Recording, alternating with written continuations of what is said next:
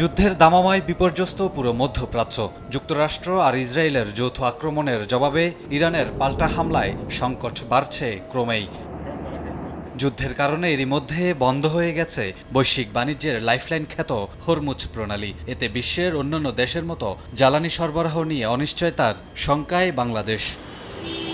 রাজধানীসহ দেশের ফিলিং স্টেশনগুলোতে বেড়ে গেছে ভিড়, ফুরিয়ে যেতে পারে মজুত। এই শঙ্কায় অনেকেই তড়িঘড়ি করে ছুটছেন এসব পাম্পে। যুদ্ধের কারণে হয়তো বেড়ে গেছে, হয়তো সবাই আতঙ্কে আছে যে তেলের হয়তো সংকট হইতে পারে বা দাম বেড়ে যেতে পারে। ইরান যুদ্ধ মনে হওয়ার কারণে হয়তো বা ক্রাইসিস, এই জন্য হয়তো বা তেলের সমস্যা আর কি। সরকারে বন্ধ করে দিয়ে আপাতত বড় গাড়ি চালানোর জন্য তাহলে তেলের রিজার্ভ থাকবে। সবাই তেল কিনতেছে ভয়, যদি আবার যুদ্ধ আর দীর্ঘ হয়ে যায়, তেল না পাওয়া যায়, সেটা একটা আশঙ্কা একটা। যুদ্ধের প্রভাব ফেলছে, না হলে দেখেন আপনার গাড়ি হুন্ডা সব কিছু লাইন দিয়ে আছে। এদিকে স্বাভাবিকের চেয়ে জ্বালানি তেলের চাহিদা অন্তত 3 গুণ বেড়েছে বলে জানাচ্ছেন এসব স্টেশনে কর্মরতরা। তাদের ভাষ্য, অনেকেই প্রয়োজনের অতিরিক্ত তেল সংগ্রহ করছেন।